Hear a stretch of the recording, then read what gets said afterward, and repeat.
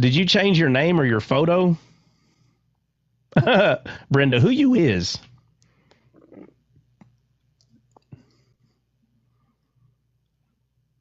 Oh. Okay, I see. All right. Okay, Kelly, Exodus 4, you might as well just start all over. Exodus 4:1. So we're going to get to the little rod action. Okay.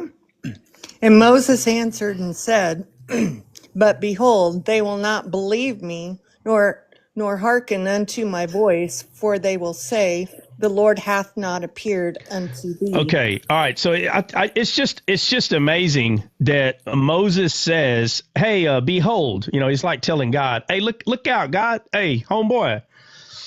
He said, "They will not believe me." I'm curious. I wonder why Moses thought that. Why did Moses obviously he's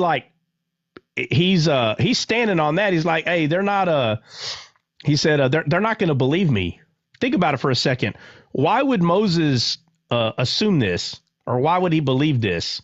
The answer is actually quite simple, but I just want to see what y'all thinking. Why would Moses tell God, "Hey, they're not going to believe me"? He said, "But behold, they will not believe me, nor hearken unto my voice, for they will say, the Lord hath not appeared to you." So why do you think Moses would say that to God, that they're not going to believe me? Anybody? Because there's two ways to look at it, two ways to answer it. Both ways are true. Because he's lack of confidence, or because he's scared. Yeah, some of that is true, right? And you can tell that that's kind of the way he talks to God. Like, he does lack a type of confidence. But the other part of that is, you got to remember, he was raised in the palace. Oh, that's right. Yeah. Right. So he's a rich dude. The Hebrews might have had some lice every once in a while. People that's living in marble palaces, probably not. You know what I mean? The Egyptians were known to shave their heads and wear fake hair. So lice wouldn't attach to their heads, like to the base of their hair. So I'm just saying, it's like there's a big difference in the type of people that they were. The cultures are completely different. And we know that Moses is a Hebrew, but he wasn't brought up like the Hebrews. He wasn't brought up like them. So but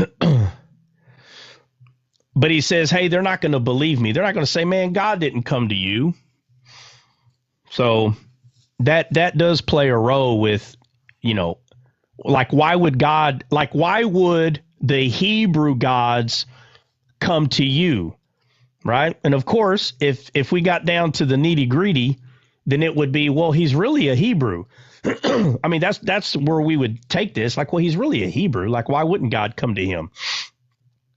But again, he's been living with the Egyptians. So, how come God didn't come to one of us? It wouldn't be hard to believe what Moses is saying. It's not hard to believe that.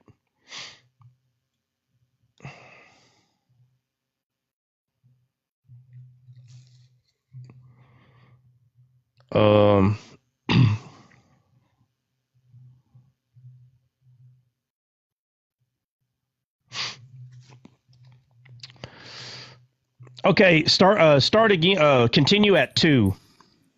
And the Lord said unto him, what is that in thine hand? And he said, a rod.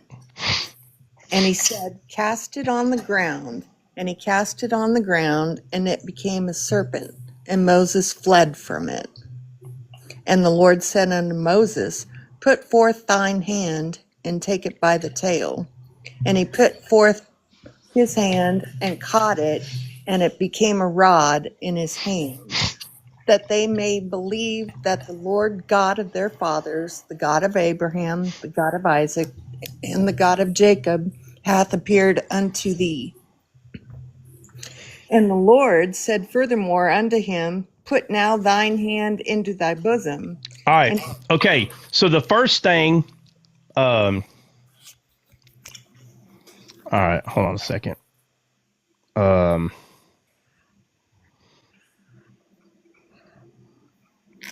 Yeah. Hey, simple. I'm not really sure what all them like the comments don't even make sense. I don't know. I'm not trying to be rude to you, but those comments are not even making sense, man. I don't know if you're inebriated or I don't know what's going on, but you're spamming the heck out of my comment section, and there's only one that I seen in there that that seems like it's relevant to what we're saying. So I'm not sure what that's about, but we're not going to do that here. I don't know what. So I muted you if you want to know. I don't understand what you're doing. So it's kind of odd, man. No offense. Okay, but but he tells them, I'm trying to find where it says. Yeah, so right now he says, put thy bosom in thy hand. Okay, but before that, so Moses says they're not going to believe me. And he says, what is that in your hand? And he said, a rod. And he said, cast it to the ground. And he cast it to the ground and became a serpent. But he said, what's that in your hand? He said, it's a rod. He cast it to the ground. It became a serpent. And it says, put forth your hand and take it by the tail. And he put forth his hand and caught it, and it became a rod in his hand. And this is what God says to him, that they may believe that the Lord God of their fathers, the God of Abraham, the God of Isaac, and the God of Jacob hath appeared unto thee. So let me ask you this. How would that make these people believe that God came to Moses?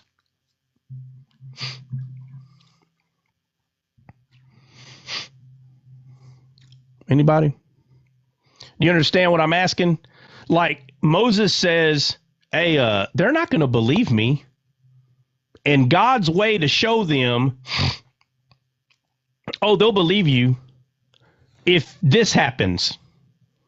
So you'll hear pastors, preachers, teachers, whatever, that they'll say, and God just used whatever Moses had. Like if God was like, what type of magical trick could I do? I'm telling you, if you listen to a lot of preachers or teachers, a lot of them talk about this part like God was just, he's God. He's using anything. He's like, look, okay, you got a rod? Hey, throw it down. And like if God is just making it a snake to like show a miracle. That I'm telling you, go listen to people. They talk about this like that, not knowing that there is a way bigger reason why he's doing it the way that he was doing it. But my question is this. Why would Moses throwing the rod down, right, turning into a snake, and then Moses picking it up, why would that help God's people believe, oh yeah, God talks to him? So if you're on the panel, you can't answer. I should just say, if you've been here for at least 6 months to a year, you can't. That probably leaves like 3 people, maybe 4 people. How about like 5 to 6 years? I'm just kidding. Yeah. So, y'all understand what I'm asking? Y'all understand the way I'm thinking this, right? Like, why would God say, I know what would cause the people to believe. I'm going to turn that rod into a snake and then tell Moses to pick it up. Does anybody know? I'm thinking just to show a miracle from God. Well, I mean, that's the typical answer that, wow, what a miracle. Okay, only God can turn a stick into a snake. Yeah. That's usually what's taught. But So that's what not about, what. my bad. So what about, I mean, I know this isn't the, I can wait, never mind. It's not the one you're looking for, so. Yeah. Yeah, so Sandu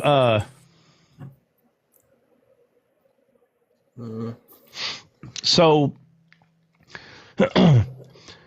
somebody take me to the verse in the Bible where Jesus says, believers in me, they shall take up serpents, they shall speak in new tongues. Nobody knows where that's at. Hold on. Luke 10 says that he gives us authority to trample upon serpents, but he doesn't say anything about speaking tongues. Yeah, No. that's not it. Then that's not it then. Okay. Then that's not it. Jesus says, believers in me, they shall, and he says it, take up serpents, speak in new tongues. Mark 16:18, that sounds right. Somebody read that. Mark 16:18.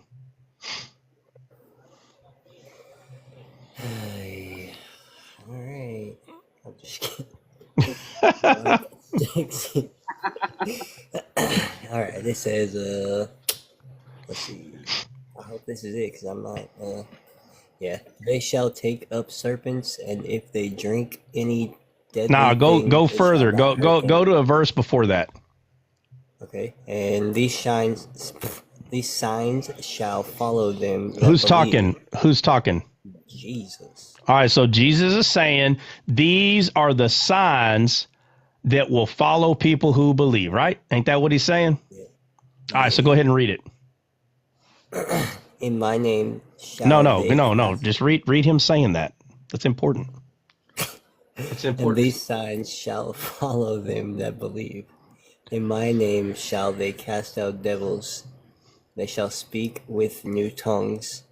They shall take up serpents. And if they drink any deadly thing, it shall not hurt them. They shall lay hands on the sick, and they shall recover. Yeah, and he said, and what is he saying about these signs? What about them? What does he say? That it'll follow. It will follow them that believe. That believe. So you have to start asking yourself, are you doing these things? Very important question. And if you think this is telling you to go start a 1942 Baptist church and start picking up freaking venomous snakes like rattlesnakes, and if they bite you and you don't die and it proves to everybody that you're a man of God, you're misunderstanding what Jesus is saying. So if Jesus said, these signs shall follow, they will take up serpents. This Jesus said this, right? I need y'all to follow me. Jesus said this, right? Yep. And is Jesus God?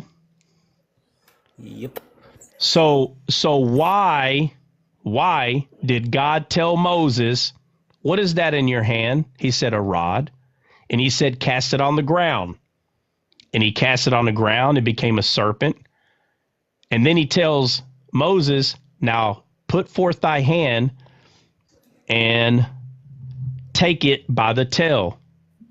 So why did God tell Moses to take the rod, throw it down, and when it turned into a serpent, put forth your hand and take it by the tail? Why?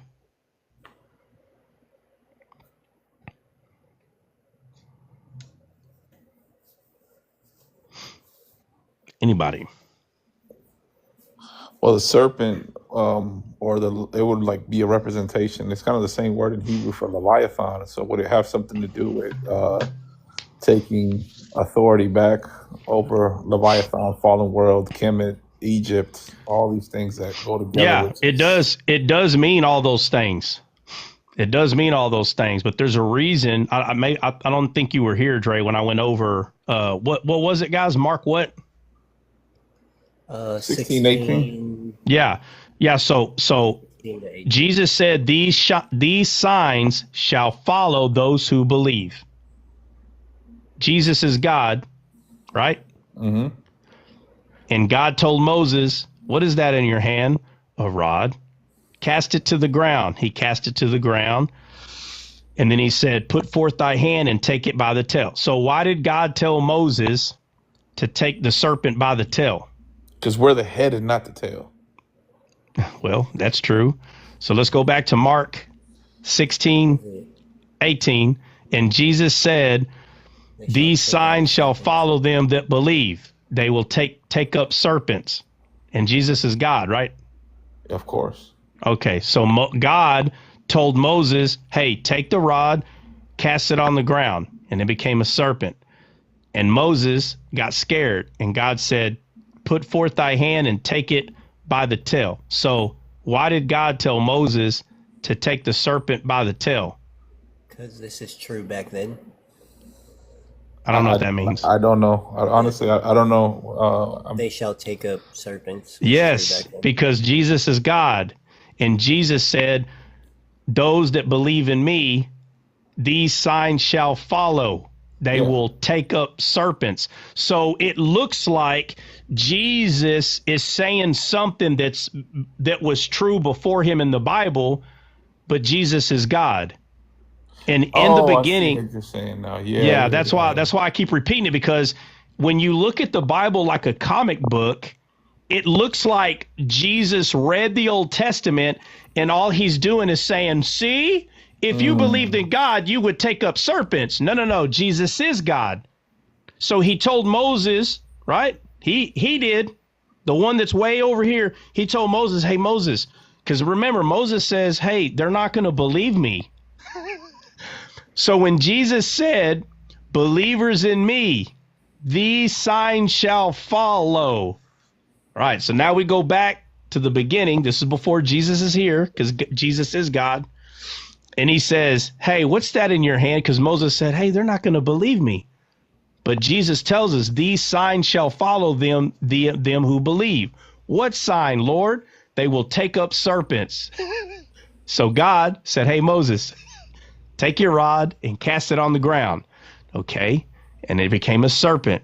And he said, take forth your hand, or put forth your hand and take it by the tail. So by getting Moses to have faith to pick up the serpent by the tail, that was a sign. He became one who believed. He became one who believes. Oh, I see that. Yeah. That's good. He Because became one who it's all believes. shadows. So that is, It's all shadows. That is the literal of the foreshadow that was to come. Yeah, But Christ is exactly. just connecting dots. Yeah, that's it. That's it. So, with that being said, that means that at the very beginning, right, we see in the garden, right, the serpent being told to the belly, may you go and may you eat dust all the days of your life. So God, quote unquote, puts the serpent on its belly. Now we know this is talking about, even though people say, well, yeah, the serpent had legs, it was upright, and then now God made it lay down, and now its mouth is close to the ground, and it will eat dust all the days of its life. Yeah, okay, we get it. Okay, the Disney World comic book story of the Bible is understood. Now we're adults. Now we need to start chewing on the word, and it's more stronger to digest area, which is meat. All right, we understand the milk, so now we need to start digesting the harder parts, which is the serpent does this act. We all know what it is. Adam and Eve ate from the tree. It was a no-no. They disobeyed God. We get this. So he tells the serpent, to the belly may you go. So the fact that it's told to go to its belly, in your head, you will picture a snake laying on its belly.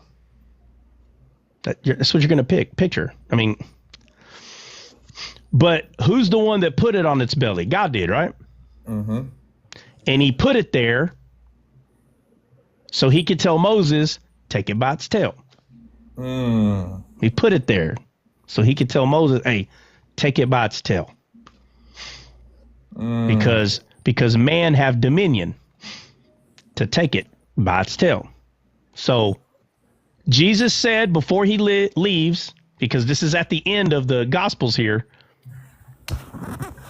and he said, believers in me, these signs shall follow those who believe. These signs shall follow those who believe. And one of them is they will take up serpents.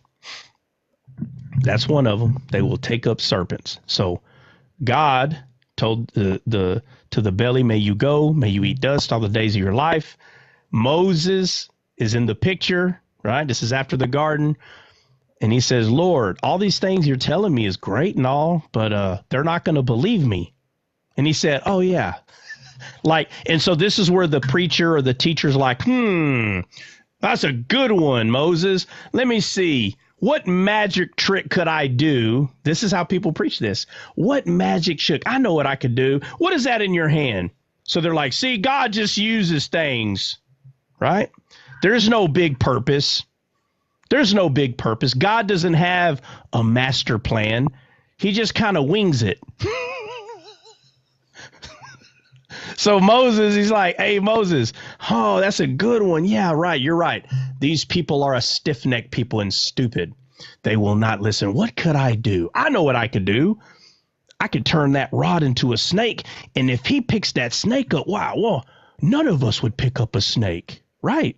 Because y'all don't believe. So I'll just have this guy pick up the snake so he can believe. It's like a magic trick. No, bro. When a lot of people preach and teach about these things, they're saying it in a way like if God is just winging it, like if he didn't think all this stuff out, like if he's just winging it, like he's like, that's a good question. Let's take the rod. Hey, you know what? Throw it on the ground. All right, I'm going to turn it to a snake. Oh, yeah. If he picks that snake up by its tail, they're going to say, well, and then it's going to turn into a rod again. They're going to say, oh, okay, surely God is talking to this man. Wow, look at these miracles. No. That's what it looks like at first, but that's not the entirety of the story. But it's just funny because Jesus, he says, these signs shall follow. And it talks about speaking in new tongues.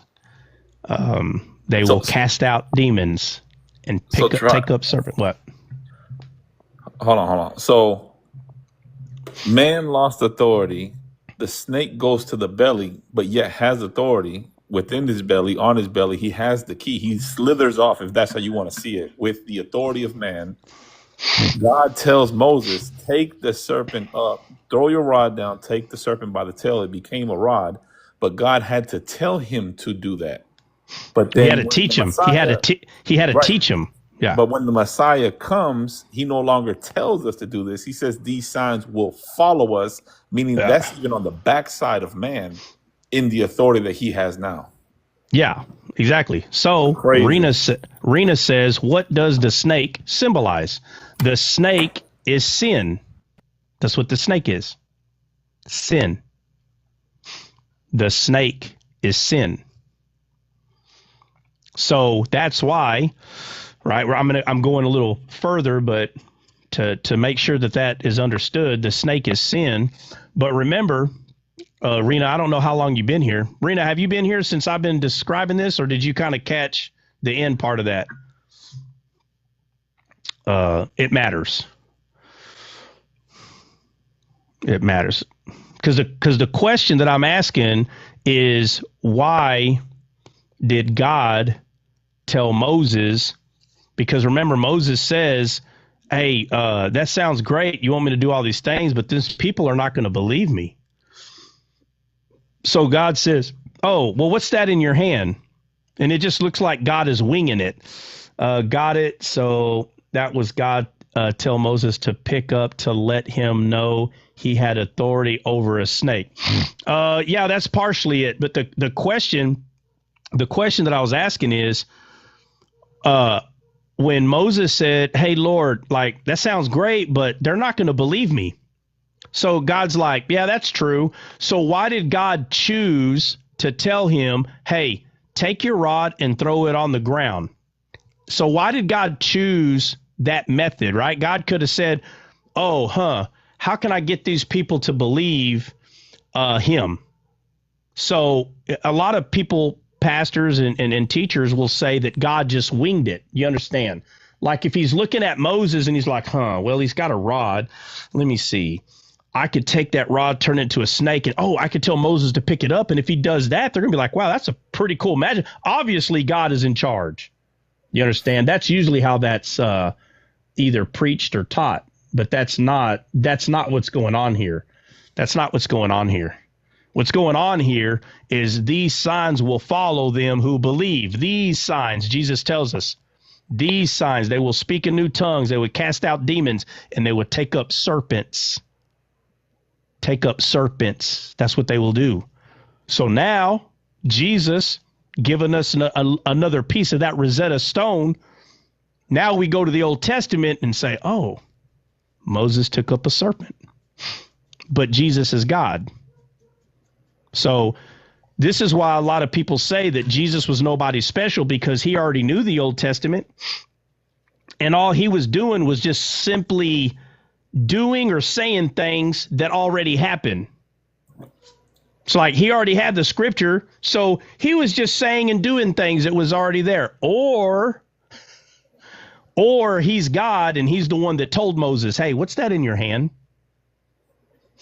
What's that in your hand, Moses? Oh, it's a rod. Hey, cast it on the ground. It becomes a snake, right? Because in the garden, right? In the garden, God told the serpent, to the belly you may go, and may you eat dust all the days of your life. So God put the snake on its belly so that man could take it up. He's the one that put it there. Do you understand? He put it there. But he gives it to Moses in a form of a rod. So Moses has a rod. He casts it down. He takes it by the tail. It becomes a rod again. Now it's the rod of God. Now God has authority over sin. Now, by faith, it's going to come through faith. It's going to come through faith because of Christ. But now, at this moment right here, God now has authority over sin because Moses took up the serpent. So the fact that Moses took that serpent up, now Moses has the authority of God in his hand. And the authority of God is Jesus. And that's why, and I'm throwing this out there to hurry up and get to the point, and we'll go through it here in a minute. But that's why the brazen serpent, that's why God told Moses, hey, take a brazen serpent and stick it on the rod. Put a braid and make sure everybody looks at it. Why? So the vipers don't bite them. And we know that that was representing Jesus being lifted up on the cross because he is the serpent. Why? Because he took sin from man. So now all the vipers are biting the people and killing them. If you don't understand what that means that sin, all those vipers are representing all the sin in the world. That's what all the vipers, that's why it's killing them, because there's no forgiveness. There's no forgiveness for sin. And he said, put the serpent on the rod, and those who keep their eyes on the serpent, not yourself, on the serpent.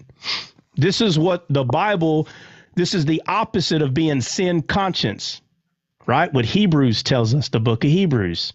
He said if they still had a conscience for sin, if they didn't have a conscience of sin, they wouldn't have to make sacrifices every year. But because they still have a conscience of sin, they have to make a sacrifice. So our conscience is supposed to be on Christ. Hebrews 10:2. Hebrews 10:2. Thank you. So Christ was put on. So here's the shadow. The brazen serpent is put on the rod. And because our eyes are focused on Christ, the sin in this world no longer kills us. Do you understand? This is not an easy concept, because you first have to get rid of the idea that your eyes are supposed to be on anything else but Christ. So if Christ took the sin, if he took the sin and our eyes are focused on him, that means the serpent, which is sin itself, died on the cross. This is not an easy thing to believe. This is the message that Moses said, Lord, they're not going to believe me. They're not going to believe me. And he said, oh, yeah, no, I know. What's that in your hand? Oh, it's a rod, which is what? Your authority given to you by God. I said, okay. Cast your authority on the ground. Boom. Now there's the serpent, the sin. There it is. Now I want you to take it by its tail. So Moses takes it by its tail. And now, my friend, that serpent, because it's taken up by a man, it's God's authority. Now it's the rod of God at this point. Well, he threw that serpent down, it went to his belly just like it did in Eden. just like it did in Eden. Crazy, bro. So he threw it down right to its belly, just like it did in Eden. And now the authority is back in man's hands like it should have been. And now Moses, representing a shadow of Christ, but representing mankind that has the authority of God, took the serpent up, and now it's in the hand of a man. So hold on. So the first Adam created this serpent and God cast it to his belly. The first Adam did it. And the second Adam, which is a typology of Moses, picked it up immediately. Nuts. Oh my God, bro. That's crazy. And at the end of God's journey in this fallen world, he said, oh, by the way, so what chapter is it? Was it Mark 18? 16. How many chapters are in Mark? 16. Yeah, exactly. So before his departure, he goes, oh, by the way, man, I almost forgot. These signs shall follow them that believe. They will speak in new tongues. They will cast out demons, and they will take up serpents. But a carnal-minded person would say, oh, take up serpents? I know what to do. I'm going to go start a Baptist church. Again, I'm just giving Baptists a hard time, okay? I don't even know what that church is called. But I'm going to start me a church, and I'm going to call them the Latter-day Snakes. And we're going to we're going to take up serpents. So the whole service is everybody proving that they can take up serpents, and they're running around dancing with freaking snakes in their hand. No, bro. Taking up serpents is not about picking up a physical snake. It's about taking your authority and using it to cast out demons and take up serpents.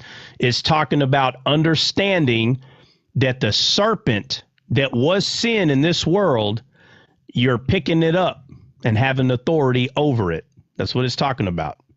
When Jesus said, if you had the faith the size of a mustard seed, you could say to this mountain, be cast into the sea. He's not talking about a physical mountain being thrown into the sea. And the sea is not the physical sea. The mountain is, again, you taking your authority and picking up the serpent. Because the mountain is the one that Satan took Jesus. After Jesus gets baptized by John the Baptist, it says, and the Spirit immediately took him to the desert to be tempted. And it says that Lucifer took Jesus to an exceedingly high mountain, which is a position of authority, which Satan rightfully had because Adam yielded it to him. That's the mountain that he's saying, if you had faith as small as a mustard seed, you would say to this mountain, be ye cast into the sea. And that's because at the end, when everything is done, there is no more sea.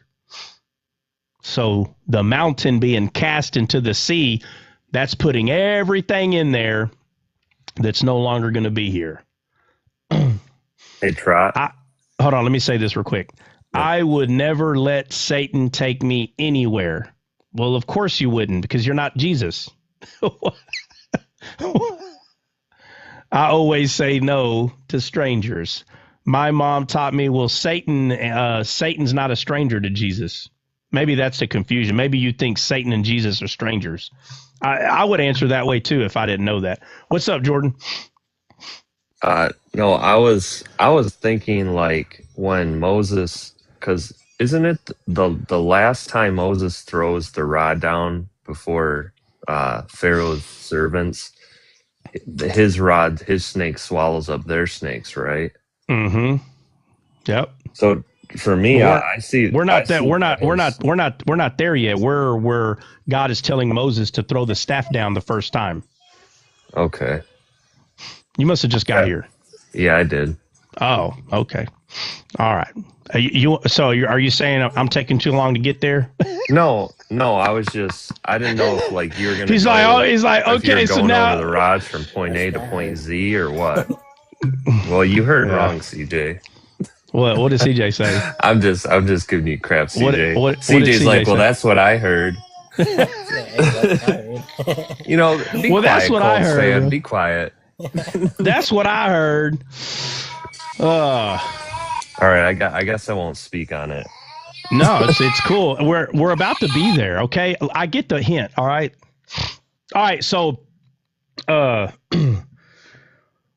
mean, obviously, there's a lot more to say about that, but I'm at least pushing at some big points here. Okay, but I had to go to the brazen serpent because sometimes, and you know, I don't like to do it, but sometimes the jugular has to. You kind of got to get there, and then we can. Because if not, people will just be lost. And I'm like, and, you know, there's times to do it and there's times not. But I went ahead and did it. But obviously, so Moses does it. He picks it up and he's got the rod. And I know that we've talked about the rest of it because Kelly was reading Exodus 4 and it says, let's see, Lord God, Jacob, right here. Let's see, blah, blah, blah, appeared unto thee. And the Lord said, furthermore, put now thy hand into your hand into thy bosom. And he put his hand in his bosom. And when he took it out, behold, his hand was leprous as snow. And he said, put thy hand into thy bosom again. And he put his hand into his bosom again and plucked it out of his bosom. And behold, it was turned again. And look what it says, as his other flesh. It's so funny because the King James uses the term flesh a lot. So it's like, well, it's just God. It's like, bro, that's how they spoke back then. No, my friend, absolutely not. That's not the point, is him saying, well, it turned like the rest of his flesh. No, the jargon is used because God just wants to know who's paying attention. Because the Bible makes it clear, I will remove your stony heart and I will replace it with the heart of flesh. That's the two. Stony heart, heart of flesh. Desolate, bountiful, or desolate, or barren, and nobody's going to help me out. What's the other word? Barren and... Bitter. No, that'd be bitter. Barren, Right. bitter, desolate. Huh? Right. No, bro. I'm trying to... The opposite of those. Sweetwater. Okay, so if it's, yeah, right. So the opposite of the bitter is sweetness. The opposite of barren is Fruitful. fruitful, good ground, right? So he says, take your hand, stick it in your bosom. And that language is like if you were wearing a coat, you get your hand and you kind of just stick it inside, and then he pulls it out, and it's leprous. And then he puts his hand there again, which is pointing to being born again from the bosom, right? Right? That's what it's pointing to, being born again. Or it's pointing to the two, the first Adam, the last Adam, right? The first Adam made your heart desolate. So when he puts his hand in there, and he pulls it out, he's got a leprous hand, which in the Bible, leprosy is pointing to someone who needs to be cleansed, right? So he puts it in there the first time. That's the gift that we got from the first Adam. He puts it in there the second time. It's pointing to the last Adam.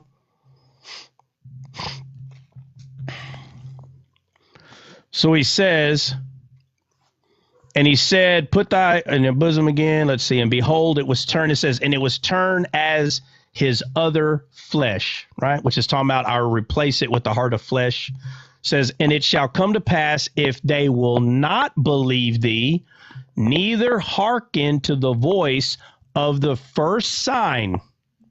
The first sign. What's the first sign?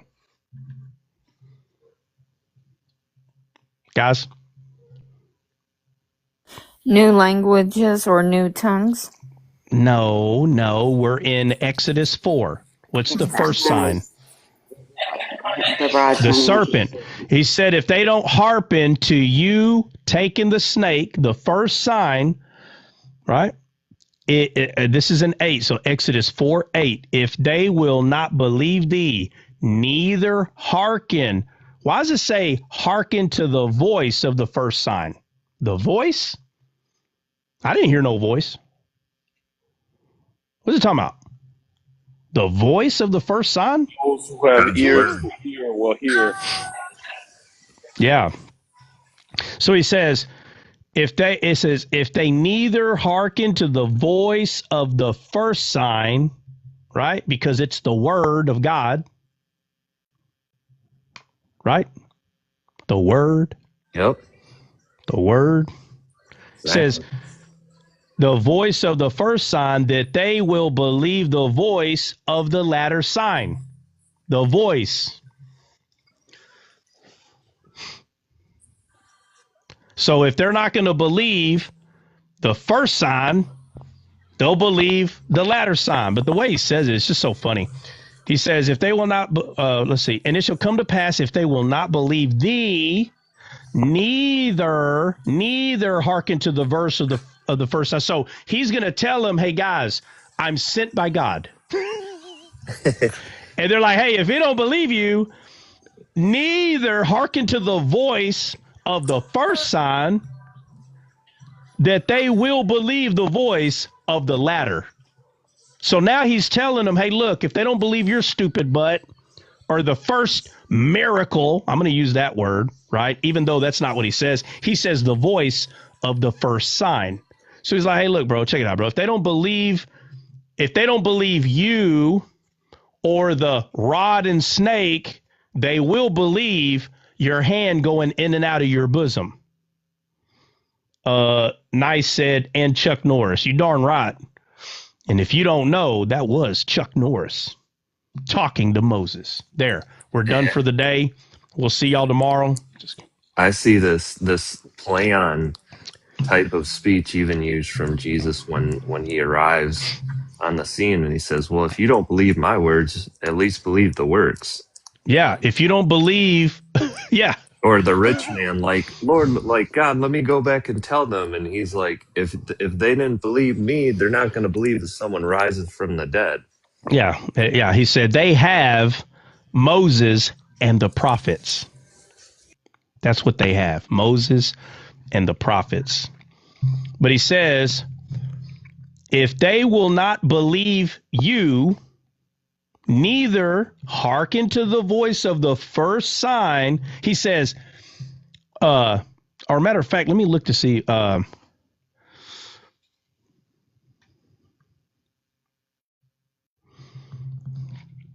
already. Okay, that's all right. We could come back to it another time. Okay, so he says, if they will not believe thee, neither hearken to the voice of the first sign, that they will believe the voice of the latter sign, which again is the hand going in and out of the bosom.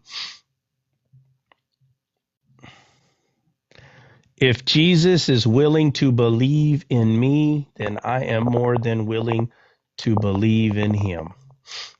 Yeah, well, he definitely believes in you. He definitely believes in you. But the thing is, you have to believe in yourself. That's the problem. That's the problem. God cannot make someone believe in themselves. He can't do it. He's got the power to do it, but he doesn't make anybody believe nothing. That's all up to us. All right. So let's see. Believe the voice of the latter sign. All right. So this is Exodus 4, verse 9. And it shall come to pass, if they will not believe also these two signs, neither hearken unto thy voice, right, which is three, right? That's three things. He says that they shall take of the water of the river and pour it upon dry land. And the water which thou takest out of the river shall become blood upon the dry land. So he's going to go get a vase, take water out of the river, and while he's pouring it on the what? On the dry land, it will become blood. Now, if after I slowly went over this, if I really have to tell you what that is, Bro. the weak God. That's Hey, it is. It is. Look at This is wild. the way he says it, bro. The way he says it. I'm going to read it again, but you got to remember, you just got to go slow. Just slow it down. A little tappy, little tap. You don't want your home? You don't want to go in your home? It says, and it shall come to pass, if they will not believe also these two signs, neither hearken unto thy voice, that thou shalt take the water of the river and pour it upon the dry land, and the water which thou takest out of the river shall become blood upon the dry land. And Moses said unto the Lord, O my Lord, I am not eloquent, neither heretofore, nor since thou hast spoken unto thy servant, but I am slow in speech and of slow tongue. That's what he says. I am slow of speech and tongue. And the Lord, that's funny. it's so funny. It's so funny, He says, bro. I'm not eloquent. And then he's like, neither heretofore. Yeah, he's like, Lord, it's kind of like if y'all have ever seen the movie Three Amigos, and the leader, he's like, they're talking about a party for his birthday or whatever, and the leader, El Guapo, he's got a guy that works for him. His name is Jefe. And he's like, oh, El Guapo, we are throwing the biggest party for you. The biggest, there's going to be this and that, and a plethora of piñatas. And he goes, a plethora? And he's like, a plethora. And he's like, Jefe, do you even know what the word plethora means? And he says, oh, Guapo, forgive me that I'm not a man of intelligence of yourself. So he starts using this word plethora, and then he starts backpedaling and say, well, I'm not a smart man. And he said, Jefe, a plethora. He said, a plethora means many, right? Is that what he says? Means many? It says, a plethora means many. He goes, so would you say, based on the word plethora, that there be many piñatas there? And he's like, sure, there'd be many. But it's funny because he uses the word plethora, and then he's like, oh, well, I'm not a man of intelligence as yourself. It just reminds me that, like what Jordan's pointing out, that he's like, I'm not a man of eloquent. So he's using like this big word, and he says, neither heretofore nor since thou hast spoken of thy servant, but I am slow of speech and slow of tongue. And it says, and the Lord said unto him, who hath made man's mouth?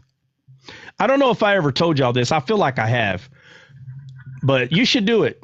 You should do it. You should do 5 or 10 at a time, a week or a month or whatever. But just start at the very beginning in Genesis and just slowly read until you find a question mark, and then, a question, and write that question down, and then put the verse exactly where it's at. Do about 5 or 10, because it could take you a while to find the first, 5 or 10, and just set it to the side. And whenever you have time, go and find the answers to these questions. It's like the funnest thing I've ever done in the Bible. And here's one of them right here. So he tells God, "Hey God, check it out, man. I'm dumb." It kind of sounds like what he's saying, that he's dumb, but that's not what he's saying. But that's what it sounds like. And so after he says this to him, let me go back to where it says, and the Lord, hold on, thereunto slow of tongue. All right, 11. And it says, and the Lord said unto him, who hath made man's mouth? It's a question. Who made man's mouth? And some people answer that way too fast. Somebody go look up that word mouth in Hebrew. Somebody go look up that word mouth in Hebrew. Oh, man, I didn't charge my... Huh? I'm looking. Okay.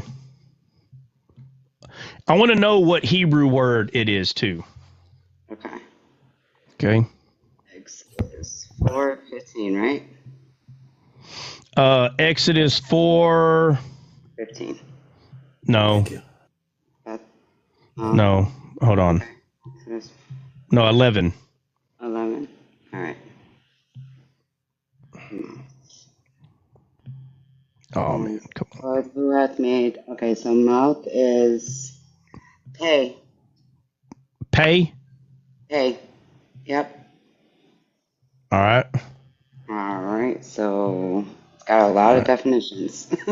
It's all right. So just go give us some of it. All right, so it's mouth, mouth of a man, mouth as an organ of speech, mouth of animals, mouth opening, orifice of a well, river, etc. Or a cave, or a sword. So in the Bible, you'll see like it'll say, and in the mouth of the cave, it'll say, or the mouth of the sword. That's what it'll say. Mouth of a man, mouth of a cave, mouth of a sword, right? In the mouth of a well. Yeah, I mean it's right, because the word pay is talking about like a cavity, like a hole, mouth of a cave, talking about the opening of a cave, the opening of a sword, the opening of a well, right? So he said, who made man's mouth, man's opening or cavity? But that's what he asked him. So he's like, Lord, I'm slow of speech and dumb. I'm not eloquent. But he said in 11, who hath made man's mouth? Who maketh the dumb or deaf or the seeing or the blind? Have not I, the Lord? Who hath made man's mouth? Or who maketh the dumb or deaf or the seeing or the blind? Have not I, the Lord? Now, why would God say that he makes man dumb, deaf, and blind? When Jesus came, it says that he opened the blind eyes, the deaf ears, and the dumb to speak. Ain't that what it said the Messiah would do? Yeah, I see it as because Jesus also said that seeing they may not see. So I see that as like handing them over to their own reprobate mind. In the same sense of how God creates evil, he hands you over to your own desires, your own choice. Right. So, but Moses is saying, I'm not eloquent. I don't speak good. I don't do good, Lord. I don't be good. I don't do good. So is God telling Moses, I made you like that? Is that what he's saying?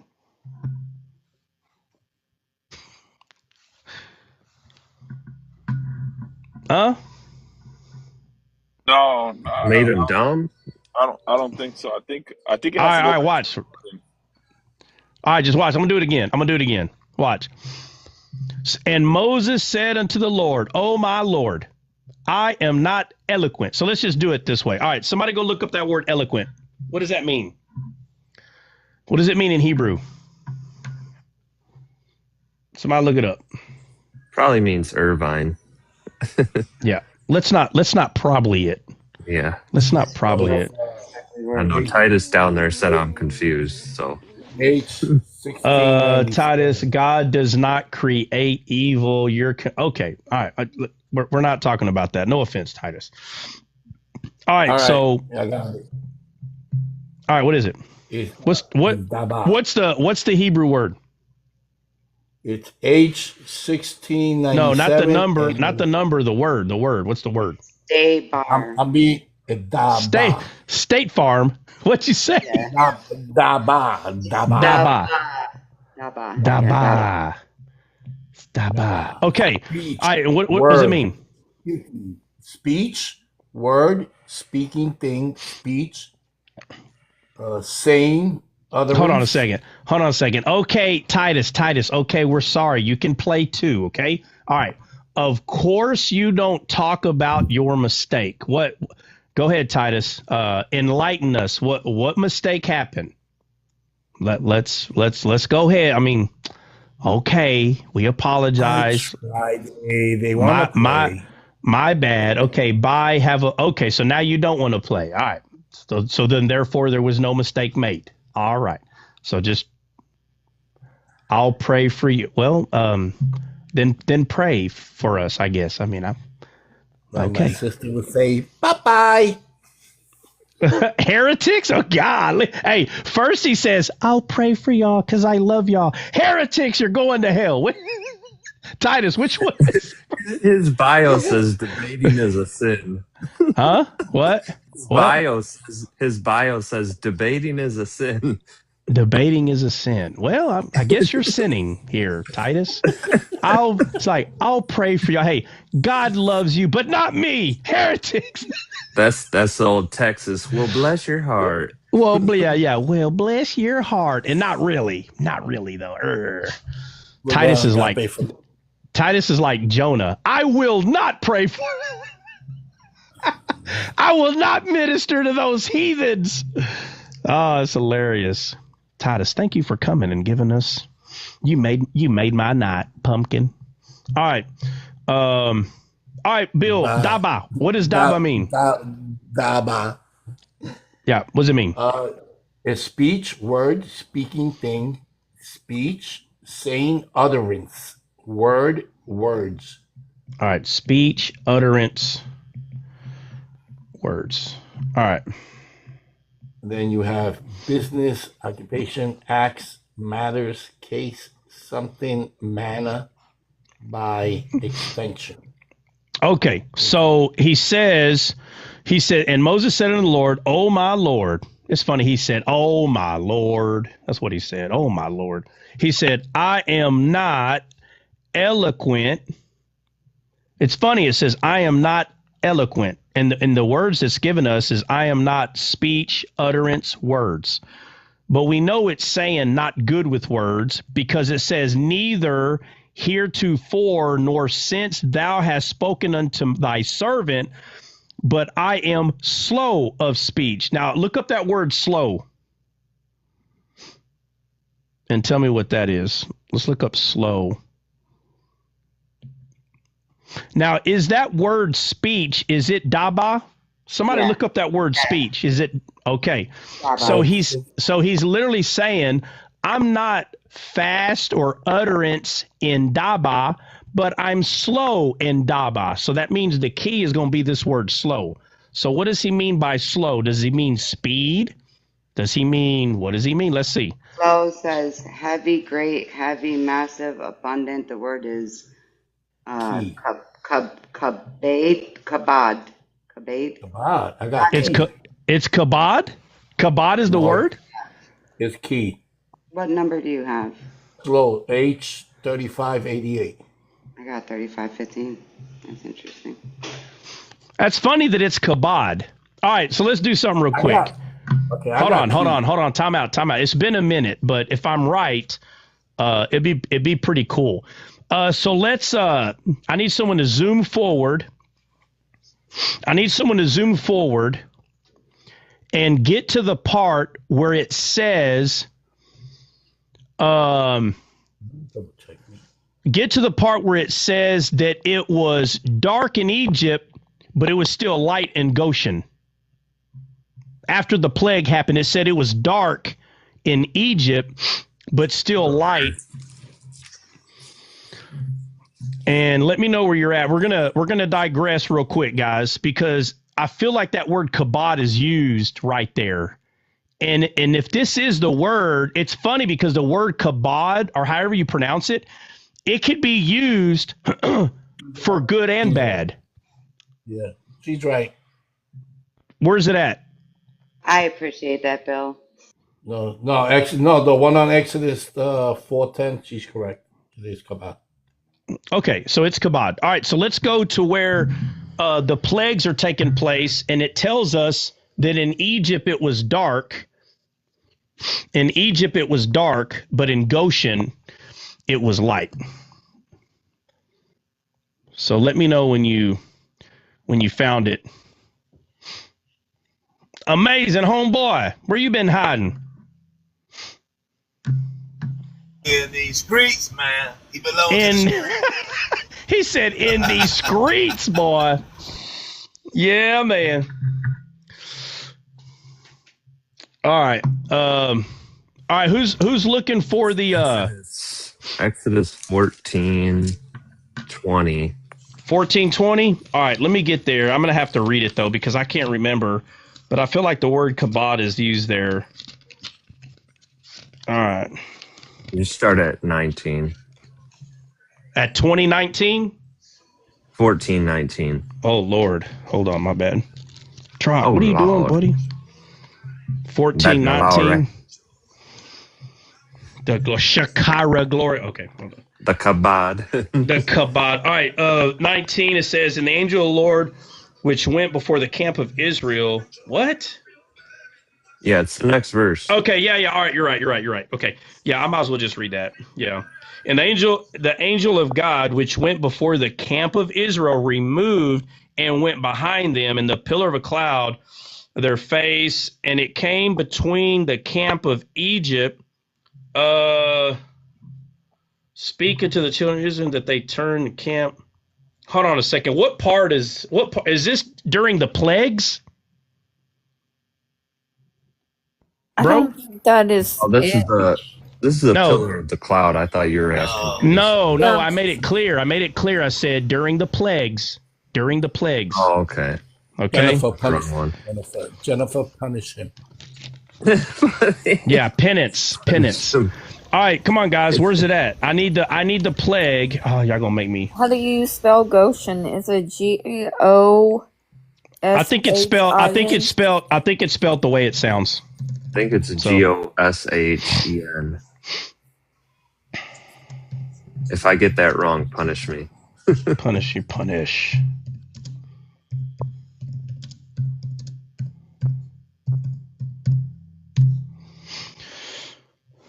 All right. Let's see.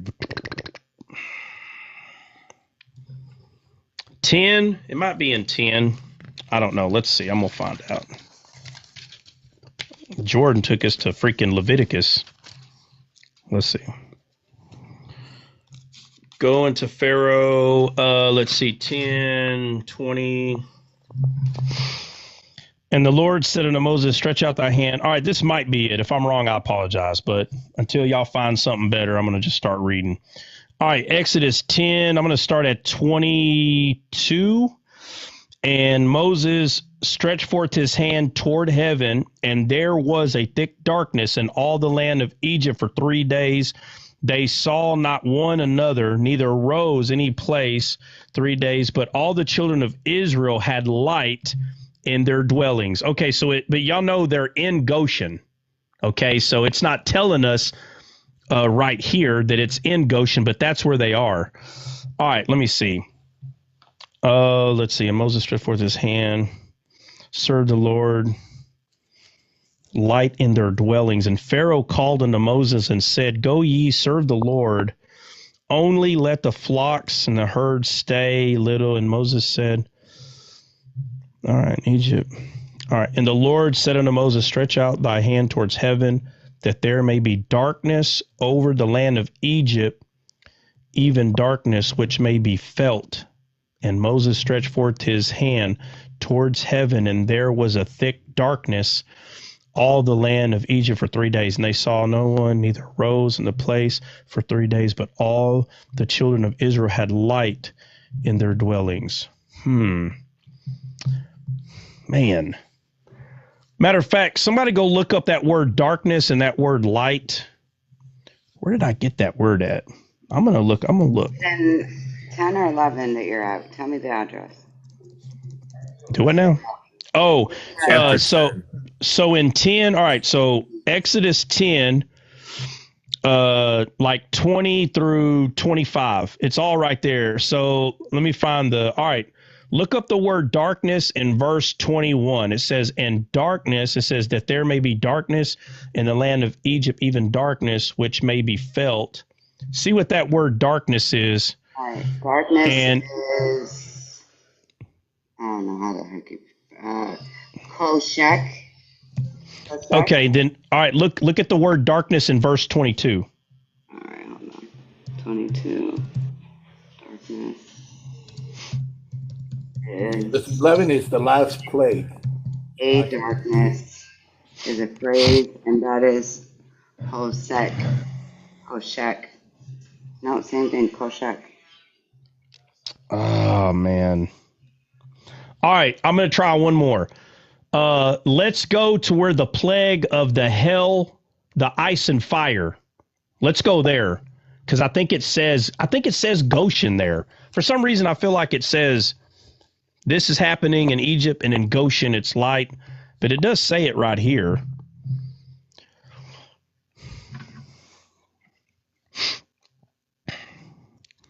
And if not, somebody can look up the word kabod and find out where it is in the book of Exodus. Somebody can do that too. That's why I was telling y'all need to get a Vines. If you don't have a Vines, you need to get one, because they'll show you where the Hebrew word is used. You understand? It'll show you other. It's grievous. Where? What's the address, Jay?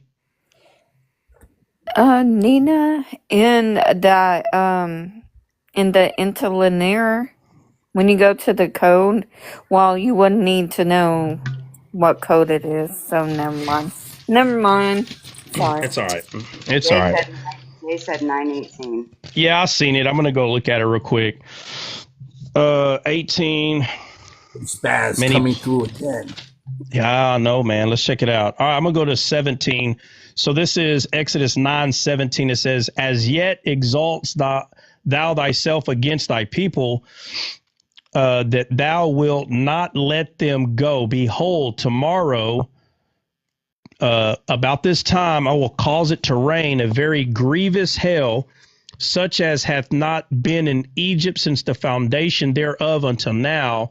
Send therefore now and gather thy cattle and all that thou hast in the field, for upon every man and beast which shall be found in the field and shall not be brought home, the hail shall come down upon them, and they shall die. He that feared the word of the Lord among the servants of Pharaoh made his servants and cattle flee into the houses. And he that regarded not the word of the Lord left his servants and his cattle in the field. And the Lord said unto Moses, stretch forth thy hand toward heaven, that there may be hail in the land of Egypt upon man and upon beast and upon every herb of the field throughout the land of Egypt. And Moses stretched forth his hand towards heaven, and the Lord sent thunder and hail, and fire ran along upon the ground, and the Lord rained hail upon the land of Egypt, So there was hail and fire mingled with the hail, very grievous, such as there was none like it in the land of Egypt since it became a nation. And the hail smote throughout the land of Egypt, all that was in the field, both man and beast, and the hail smote every herb of the field and brake every tree in the field. Only in the land of Goshen were the children of Israel. Where the children of Israel were, was there no hail. And Pharaoh sent and called Moses and Aaron unto them, and he sent the righteous, wicked people, entreat the Lord. Let me see. And Moses said, blah, blah, blah. Let's see. For some reason, I think it's right here in Goshen also. Only in the land of Goshen, where the children of Israel were, there was no hail. So he's saying it's the word grievous. Yeah, and okay, so the word grievous is kabod or kabod, and there's another word that means something good, and it was in the land of Goshen. It's that word, man. It could be used. It's crazy because it's the word kabod. Like it's like all right, so let me go to it. So slow, kabod. Hey, Jay, or somebody else, there's got to be a word that's like, I don't know. It's like, let's try to find out where else the word kabod, where else is it used in Exodus? I'm telling you, there's two, kabaded, heaviness, glory. So is the word glory in Exodus? Only in the land of Goshen, there was no hail. But I don't know how to spell that word. Well, figure it out. You got internet, or ask. Who was it that was looking it up? Was it Nina? Yeah, try. You got me all over the place. I'm not even gonna lie. So, It's okay. It's not that okay, serious. So remind me where I looked at it, and I'll pull it back up, and then I'll see where it is. Exodus. All right, so let me say this real quick. Just listen, Nina. So faith and I don't know what that is. Until band, man, y'all's names kill me. Until I get banned. Huh? Until I get banned. Oh, please don't correct me. I don't want to remember all that. Okay. Please, Lord have mercy. Next time somebody's going to show up here, supercalifragilistic. Come on, help me out here. Just make your name until. That is funny though. Until I get banned. All right. So, what's your name? Until I get mad. What does it matter? Until I get banned. Okay. All right. So okay. So the word kabod can mean heaviness or glory, but in the plagues, it's used in the same story. I could have swore, and it's like when this thing happened, it was kabod for Egypt and kabod for the land of Goshen. Do you understand? It was kabod for both, but it was the kabod negative for Egypt, and it was positive. But yet it is very weird. So forgive me for, like I said, it's been a minute since I studied all the words, but I remembered that one. I'm trying to show that because the kavod is will glory. Yeah, well, like I said, it's been a long time, but yeah, I think the reason that I'm saying this is because it happens to be the word for slow. So Moses said, "I'm slow of speech, I'm kabod of speech." So who looked up that word kabod for slow? So where were we with the slow of speech? Where is that? That's in 9 still. That's in 4. No. That's Moses talking to God is in 4. So he says it's in 4. 10. It's in 4. Let's see, 10. It says slow. Yeah, slow. Okay, so he said, okay, now what's that word slow mean again? Okay. And look, let me say this. There's two slows. There's slow of speech and of slow tongue. Is that word slow the same word? Okay, so we got slow and slow. Those are There's two separate. slows. Yeah, they're right next to each other. They're actually the same. They're the same. They're the same. All right. That's the kabod. Okay, now I can find where it is for you. All right. Kabod. What does it mean? Kabod, whatever. What does it mean? It means great, heavy, massive, abundant, numerous, heavy, dull, hard, difficult, burdensome, very oppressive, numerous, Can you spell rich. It's pronunciation, translation, Kabed. It's H3515. All right. And now it's also used. Go ahead. It's also used what? Okay, so it's Exodus 4:10, Exodus 7:12. Exodus 4:10, Exodus what? 7:12? Yeah, twice in Exodus 4:10 and then Exodus 17. Sorry, 17:12. Exodus 17? Mm-hmm. Oh, no, it ain't used anywhere else? And I got the Kavad, the one with the V, and that says Exodus 16:7 and Exodus 24:16. 16:7. And in the morning you you shall see the glory of the Lord, for that he heareth your murmurings against the Lord. And yeah, notice that it says you'll see the glory of the Lord there. You understand? So Kavod, but it's used as glory, and kabod can be used as great or heavy. It's just something I looked at when I was just never mind. Yeah, the kavod, the KAVOD, Exodus 40. All right, let's not go over all. Let's not go. Okay, all right, let's not go over all of them. Lord have mercy. All right. Let me just get back to. Well, I had to, bro. Like, I mean, listen. If y'all want to see what it looks like when I study, y'all looking right at it. So let me tell you what I would. I'm not going to do it because y'all are here, but this rabbit hole, I'd be doing this for 2 hours until I found it. Yeah, I can see. You understand? Yep. Okay, so when I say 12 to hold on, let me say this last thing. Hold on, let me say this last thing. This is what I mean by 12. Lost, brother. It's okay, I'll bring you back. Don't worry. But this is what I mean by 12 to 15 hours a day, like being devoted. And if it digresses you a little rabbit trail for an hour or two, it don't matter because this is what you're doing. All right. Amazing. Let me reel you back in. What's up? Yeah, I had a phone call. What was going on? Oh, you'll catch up because we're about to get back. All right. So Nina is looking up the word slow because Moses is telling God, I'm slow of speech. And that word slow is kabod, and it means great and heavy. All right. So let's go back to Exodus 4:10. And it says, and Moses said unto the Lord, O my Lord, I am not eloquent.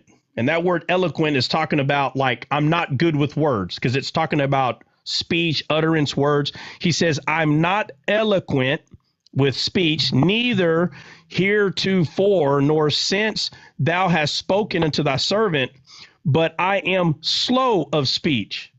So I am heavy in speech and of a slow tongue. And that word, both of those words, is kabod. So I am heavy in speech and heavy in tongue. And the Lord said unto him, and this is the point that I'm getting at. He says, who hath made man's mouth? That's what he says. Moses is saying that I am heavy in speech, heavy in tongue. That's what he's telling him. And God asks him a question. He says, who hath made man's mouth? And he says, or who maketh the dumb, or deaf, or the seeing, or the blind? Have not I the Lord? He said, he's literally saying, who makes man dumb or deaf or seeing or blind? That's what he's saying.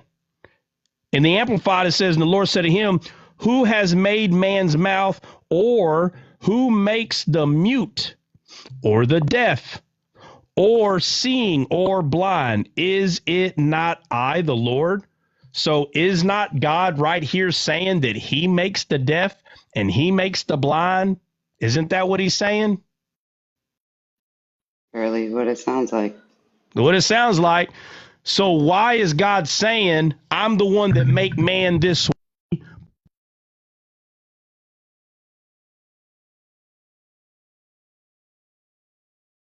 Guys, I found that heavier with the ED. I found it in Proverbs 27:3. And 27:3 is Kabal. Yeah, he was strictly looking for where in Exodus it was, and it Yeah, I was like found it two in words. 27. Yeah, I Yeah, found the heavier in Proverbs 27:3. All right. Okay. We're off that. Y'all still on that? All right, so Chop, Y'all me and still? Cammy think it's all for his glory. That's why he does it. Okay. Well, that's not the question. That's not You said, the why does he question. do it? Okay, go ahead. Go ahead. That's not the question is not why he does it. The question is, if Moses is complaining about his speech and God says, and I hate to say it, God said, well, I'm just going to be frank. God says, well, who makes people stupid? Is it not me? So is God telling him I made you like that? That's the question I'm asking. Is God I don't think telling so. Moses, I made you like that, Moses? I don't think so. Well, before you answer, you need to really think about it. Be slow to speak, because let me do it again. Let me do it again. But it's funny, y'all are all answering 100 miles an hour, and I'm telling you to slow down, and you still want to answer fast. Listen, I'm going to go over it again. I didn't answer the first time. What do you mean? Me. It was me. It's okay. What do you mean? I didn't say Jordan. What are you talking about? All It's right, got a so context. It's got a all context. right, so look. Moses said, all right, so God says, hey, look, remember, he gives him signs. Let's not forget how all this started. He gives him signs. The Lord said, let's see, blah, blah, blah. Okay, so he says, okay, because remember, look, Moses says, hey, Lord, they're not going to believe me that you're talking to me. Let's see, blah, blah, blah, blah, blah.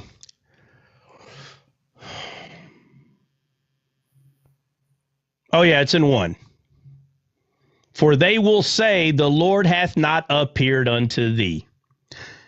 And the Lord said to Moses, what is that in thy hand?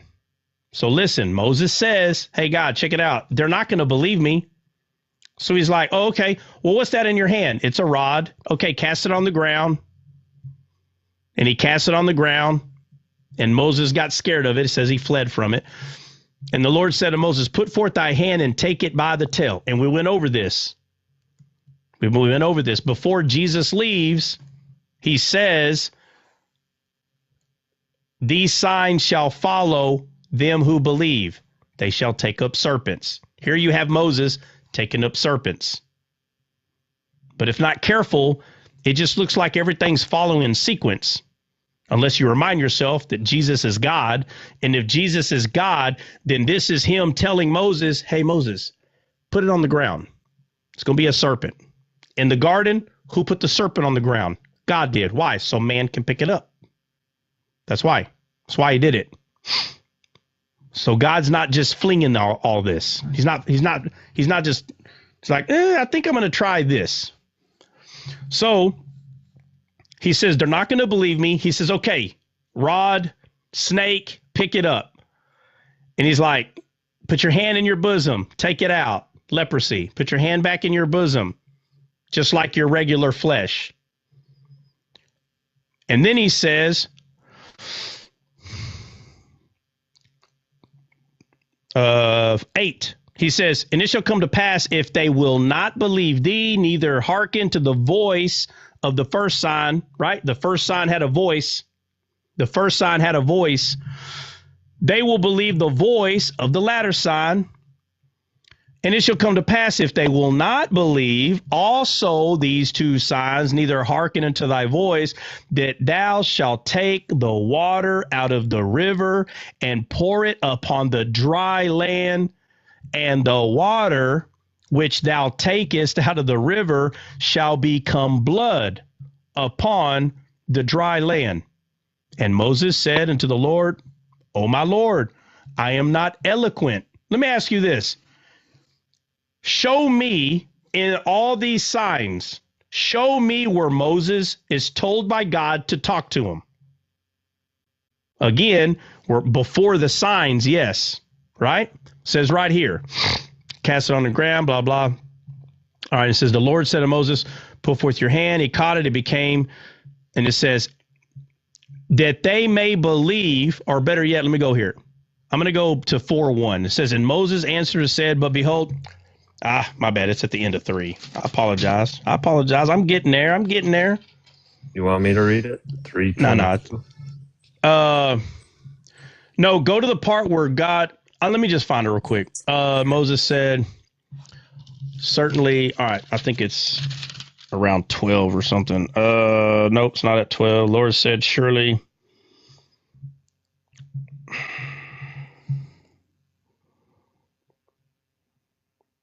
Are you looking for 4:12 that says, No.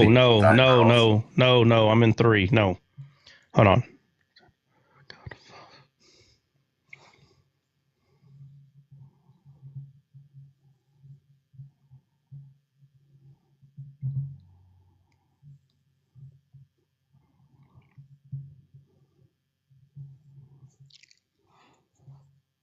At the part that you said the voice of the sign.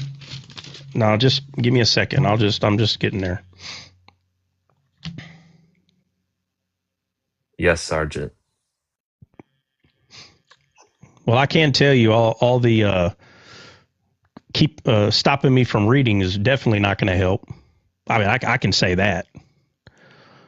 Lord have mercy.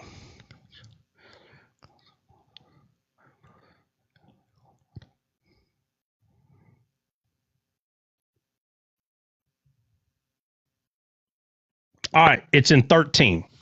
And it says, and Moses said unto God, behold, when I come unto the children of Israel and shall say unto them, the God of your fathers has sent me unto you, and they shall say unto me, what is his name? Now, my thing is this. How come Moses did not complain about his eloquent speech here? Let me see if y'all picking up what I'm putting down.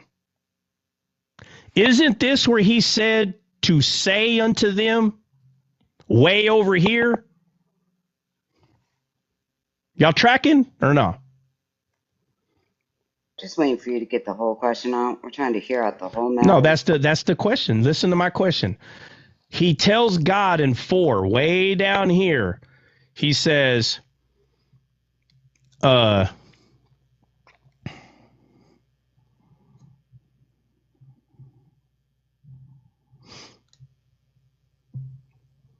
right, so in 4:10, Moses says unto the Lord, O my Lord, this is where he's complaining about him not being the best speaker.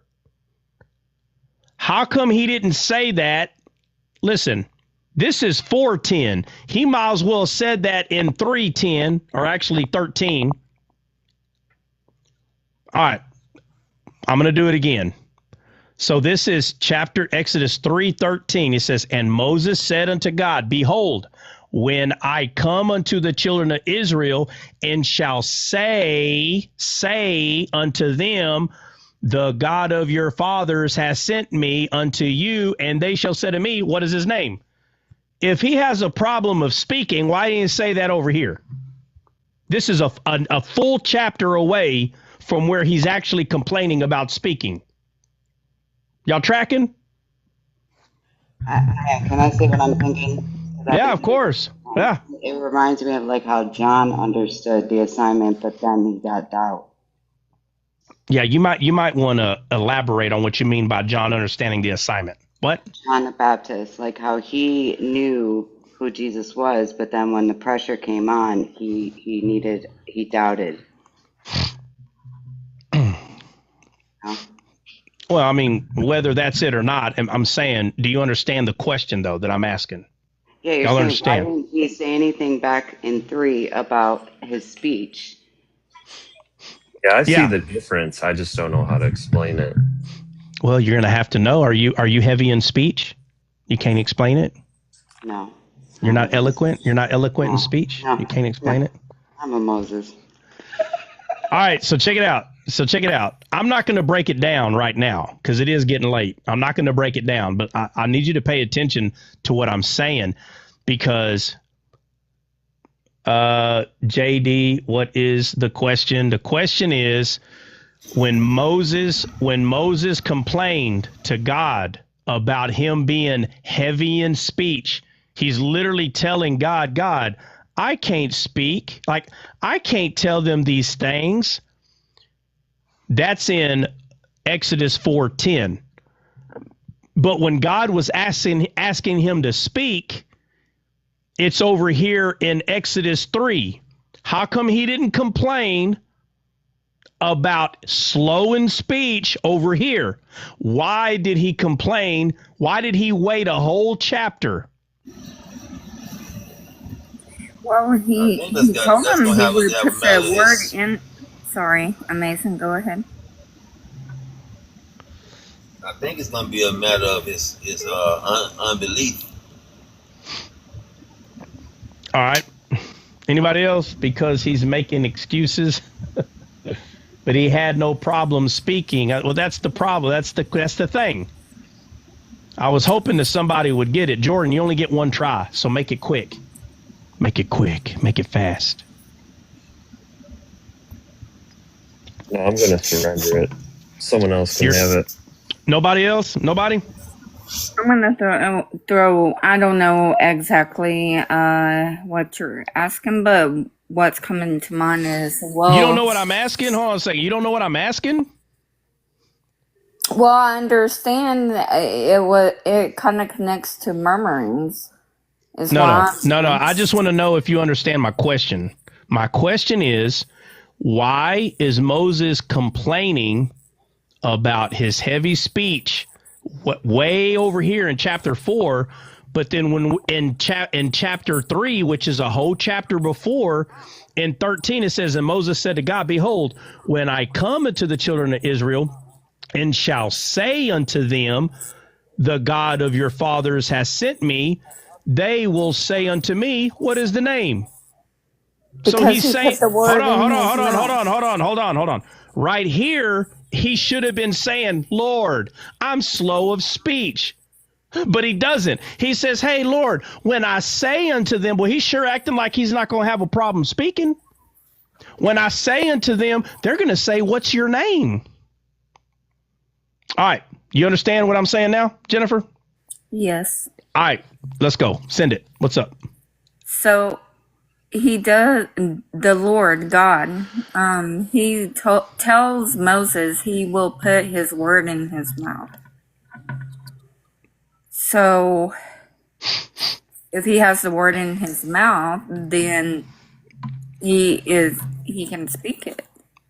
Yeah, I don't think you understand what I'm asking then, Jennifer. Okay. I'm not asking how does Moses solve the problem? The problem is solved because God says he's going to put his word in his mouth. I'm asking, why did he not complain way over here? Why is he waiting way over here to complain?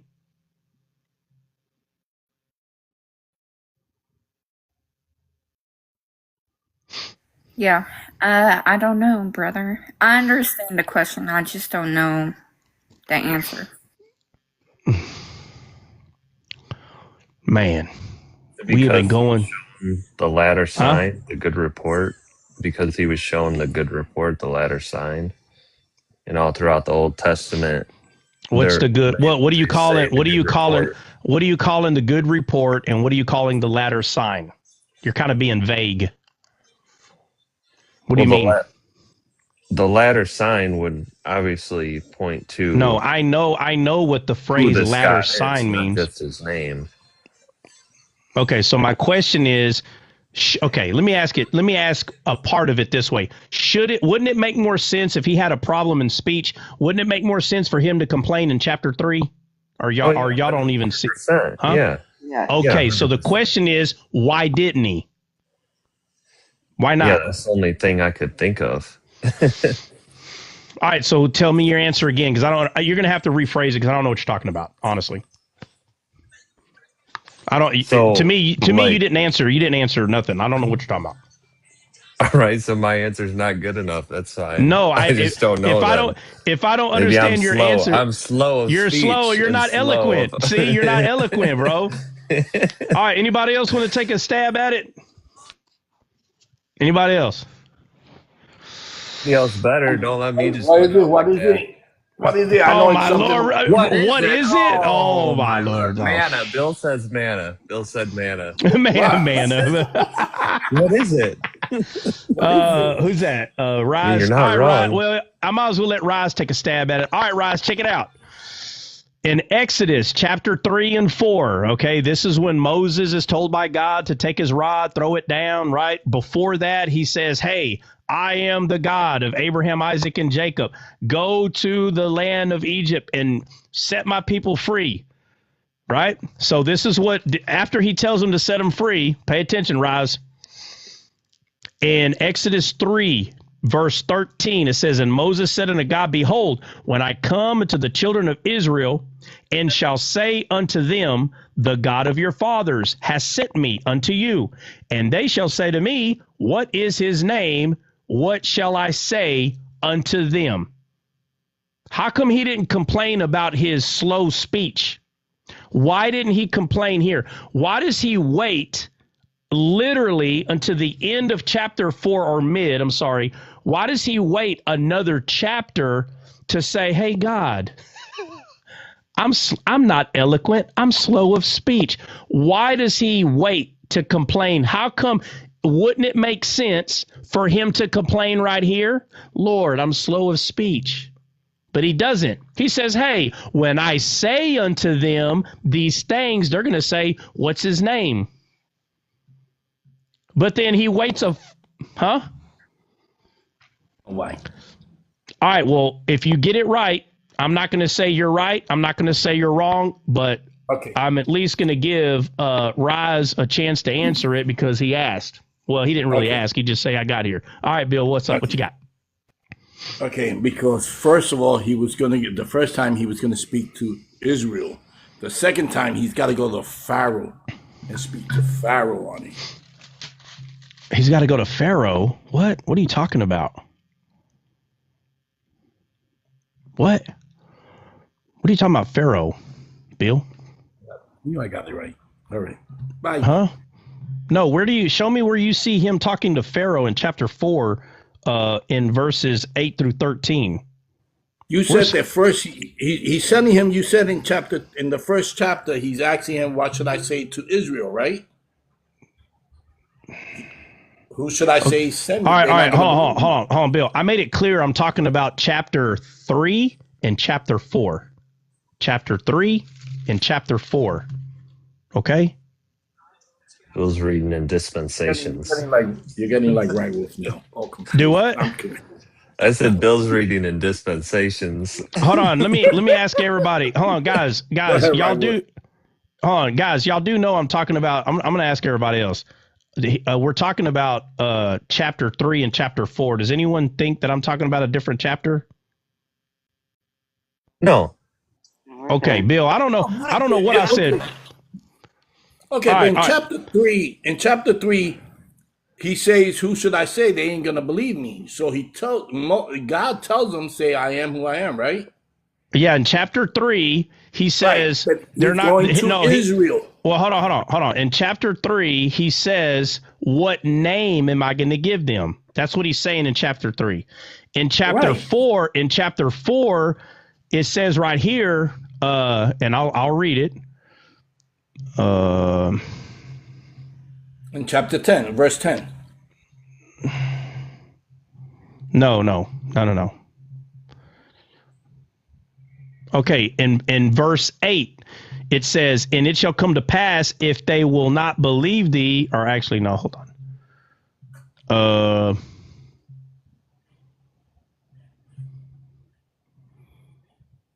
10 is where he In says, 6 No, he it's says, four. put Hold out thy on. hand. Guys, hold on a second.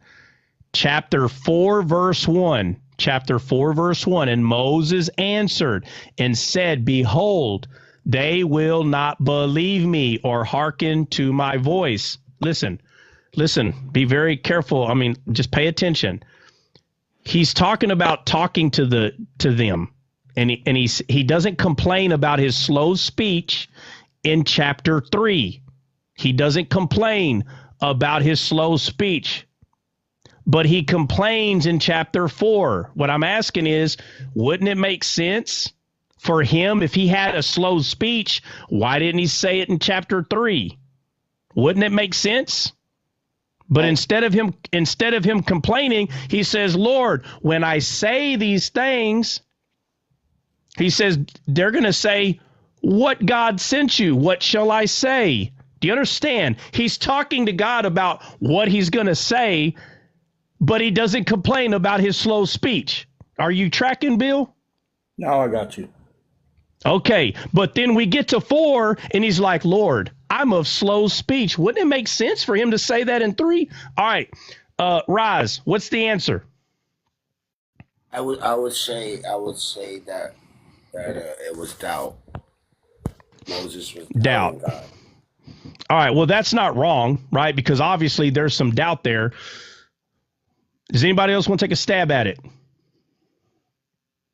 Anybody else? Nobody else?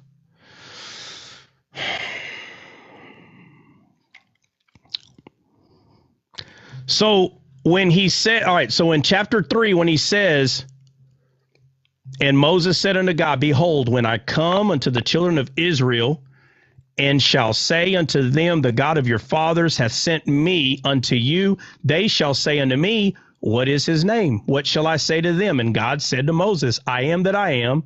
And he said, thus shalt thou say unto the children of Israel, I am has sent me unto you.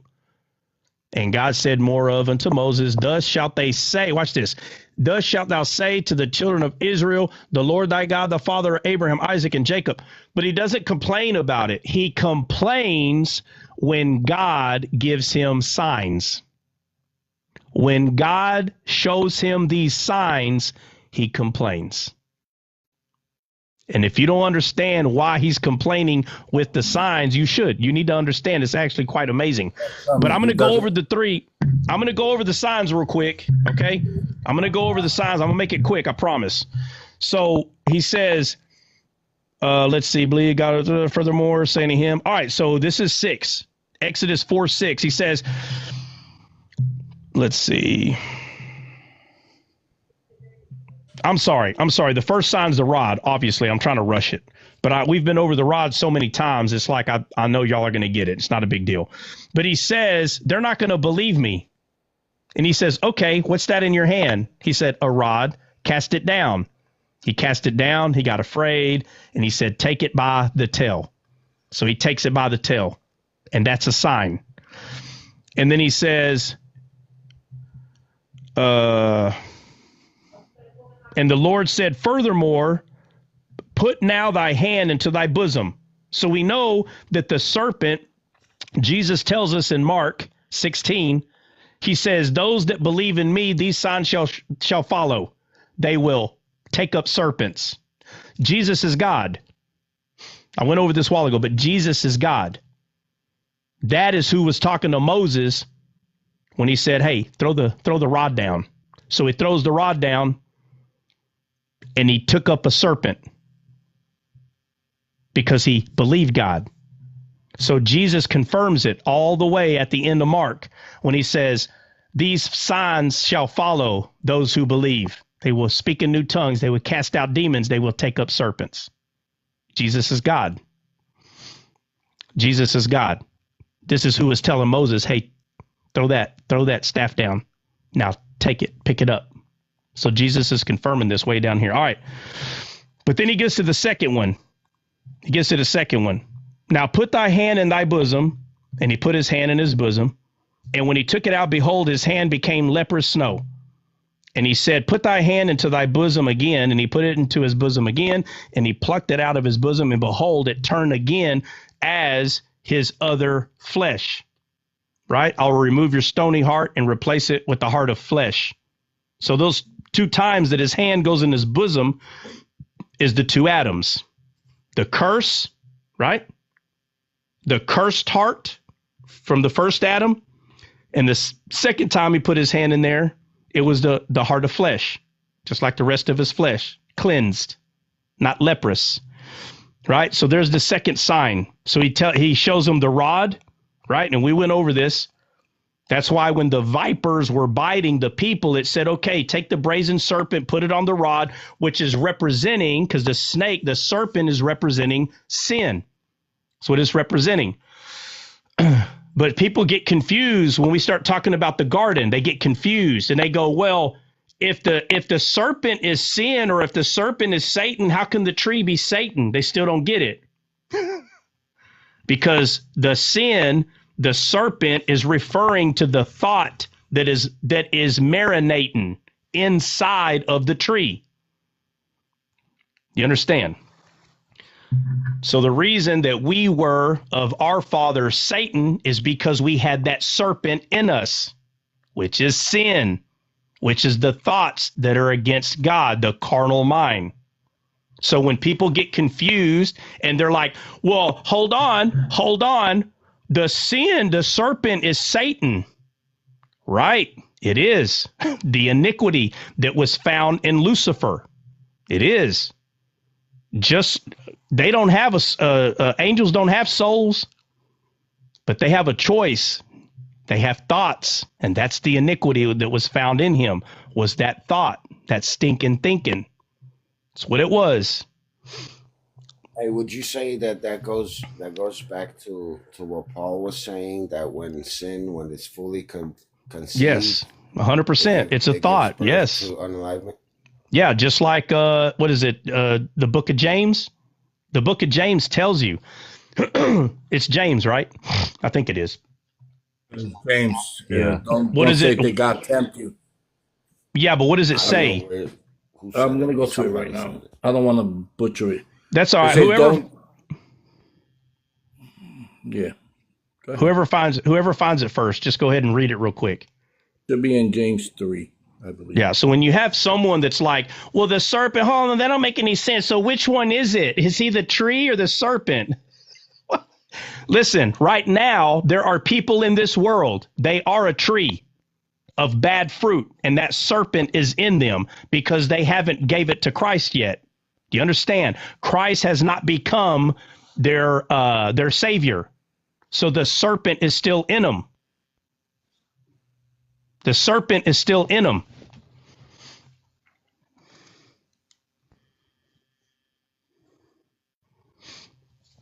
Kind of seeing this as when he gives them the second sign, I'm kind of seeing this just as how there's 2 of everything, right? And when Moses says he's not eloquent in speech, I'm thinking of Paul, who says we didn't come with eloquence of wisdom or eloquence of speech.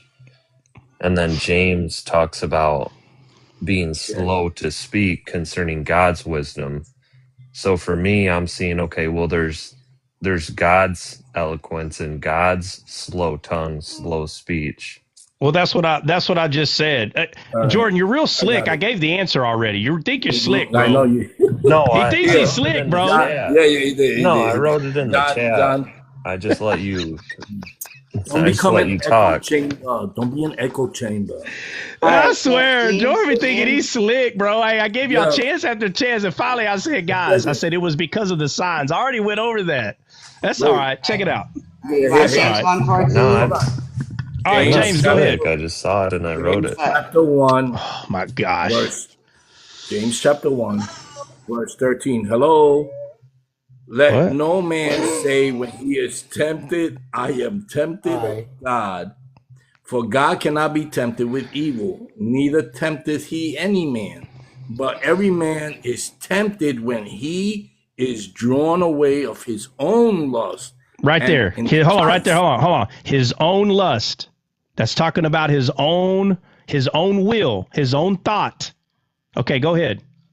And enticed. Then when he lust has conceived, it bringeth forth sin. Right. It bringeth forth sin. Okay. So in the Bible, this sin is called the serpent. Okay. But because Lucifer is the one that started thinking contrary to God, he is called the serpent, the dragon, him. That's what he's called. But he is the tree. But the thought is inside of him. Just like right now, there are people, I don't know why people keep missing, like kind of stumbling over this. But we are all trees, and no bad tree bears good fruit, and no good tree bears bad fruit. Okay? But again, in James, even Paul talks about sin being mustered by your own lust, by your own choice. It's God made us with choice. Why am I harping over this? Because right here, where it says, behold, it was turned again as his other flesh. I'm sorry, we already read that. And it came to pass, if they will not believe thee, neither hearken to the voice of the first sign. So the sign has a voice. Listen what I'm saying. The sign has a voice, the first sign. And it says that they will believe the voice of the latter sign. So the rod had a voice because it was a sign. It said something. The hand being put in and out of the bosom, it was a voice. It was a sign that had a voice. And it says, and it shall come to pass if they will not believe. Also, these two signs neither hearken to thy voice. So look, Moses has a voice. The rod has a voice.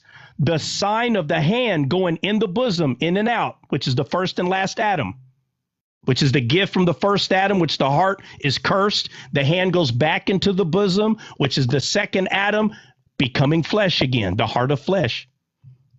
And it says that thou shalt take the water. This is the third sign, or fourth, actually. It says, if they will not hearken unto thy voice, or those other two voices, that thou shalt take of the water of the river and pour it upon the dry land. Dry land. And it says, and the water which thou takest out of the river shall become blood upon the dry land. And Moses said unto the Lord, O my Lord, I am not eloquent, neither theretofore, nor since thou hast spoken unto thy servant, I am slow of speech and slow of tongue. And the Lord God said unto him, who hath made man's mouth? Or who maketh the dumb or deaf or seeing or blind? Have not I? So the next question is, Moses is complaining about his tongue, slow and heavy. And God starts talking about blind people, dumb people, deaf people. So is God telling Moses, I made you that way? What is God saying? And why is Moses all of a sudden complaining about his speech? How come he didn't complain over here? That was a question. And the answer is, Faith said stuttering. So this is the typical teaching that Moses had a physical stutter. And he was like, guys, God told me to come to, like, this is the issue. Isaiah 28 was dampening tongues. You will teach this people precept upon precept. But the issue is Moses doesn't understand what these things mean. That's what he's saying. He doesn't understand the signs, guys. Okay, so it'd be like when in the New Testament it says that the prophets of old, they desired to look into these things. Yeah, so let me finish. All right, so it says, And then he says, who makes the blind, the dumb, the deaf? And watch this. Look what he says right here. And he says, or the seeing. The Amplified says, the Lord said unto him, who has made man's mouth, or who makes the mute or deaf, or the seeing or the blind? So all of it sounds negative, but he does throw who he says, or the seeing. Who makes people to see? This is after Moses complains, Lord, I don't know how to explain that.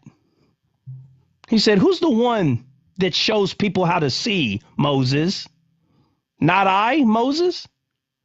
He says, now therefore go, and I will be with thy mouth, and teach thee what thou shalt say.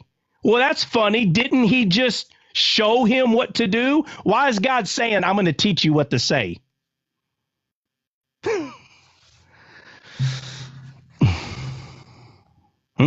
Why is he saying, I'm going to teach you what to say? He lacketh one thing, Moses. Things in Proverbs, I'll pull it up. Yeah, because he's going to show him what these things mean. He's going to teach him. But Moses didn't complain about speaking. In 3, he waits till all these signs are given, and he's like, whoa, I don't know how to explain. I don't know how to explain that. And he said, what? Who's the one that causes people? And he names all these things, but he says, who causes people to see? Who? I do. I'm going to show you what these things mean. I'm going to show you. Don't worry. And he says right here. In the verse go ahead. And also in the Bible, it says, not by power or by might, but by my spirit, says the Lord. Yeah, by spirit, not by power, by so Moses is relying on himself. But what's normally taught here is Moses has a speech. But that's funny. He don't have one over here in 3. He only has a problem with his tongue whenever God starts showing him these signs. And he says, if they don't believe you after all these signs, and Moses is like, well, I don't even know. I don't even know what these things mean. But yet it doesn't word it that way. But when you hear him complain about his speech, you can tell what's really happening because of what God says to him. He says, who hath made man's mouth? And he doesn't stop there. If he would have just said, Moses, who makes man's mouth? If that's all he would have said, then 100% we can go with this whole stuttering thing. But that's not all he said. He says, who makes man's mouth? Or who maketh the dumb, deaf, or seeing, or blind? The big factor here is seeing. He's saying, who opens the eyes? Who? He says, have not I? I do those things. Now, therefore, go, and I will be with thy mouth, and teach thee what thou shalt say. And he said, O my Lord, send, I pray thee, by the hand of him who thou wilt send. And the anger of the Lord was kindled against Moses, and he said, is not Aaron the Levite? So why is he telling Moses the Levite? Why is he bringing up a Levite? Because he's going to be the high priest, right? He's going to be the high priest. So he says, go. Okay, so going back to 13. And he said, I'm going to read it amplified so nobody's left behind here. He says, please, my Lord, send the message of rescue to Israel by someone else. Wait a minute. I thought the problem was stuttering. Why is he now saying, hey, just send someone else? Very important questions. He doesn't want the responsibility. He's like, oh. No, because now all of a sudden, well, no, hold on a second. Hold on. Because now all of a sudden, it's not just him going over there and saying, hey, guys, God sent me. It's not that anymore. It's, hey, you're going to have to show him these signs. And he's like, whoa, wait, what? The rod into a snake?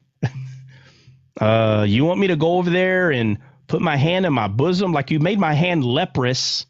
Like, what are we talking about? Why can't I just tell him, hey, Why are we doing all this? And he's like, oh, by the way, let's do another one. You're going to take the water and pour it on the dry land, and it's going to become blood. All right. So real quick, before we're done, let's go to when he tells the people, so, okay, how about this? Where is this event? Does Moses eventually go tell him God sent me? Huh? Guys, where? Yeah. Let's go there real quick. Where's it at? Let's go there real quick. Take me straight to the place. Huh? Go ahead. Straight where? No, take me straight to the place where Moses is like, guys, I am sent me. Where is this at? Where in the scripture I'm saying? Where's the book, chapter, and verse?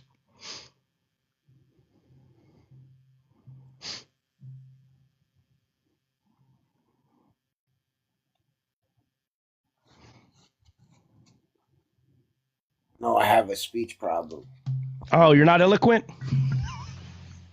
That's not the only problem you got. I Easy. declare nothing but Jesus Christ and Him crucified. All right, guys, where's Moses it don't at? tell them that. Okay. So he don't tell them what? He don't tell the people that I am sent me? No.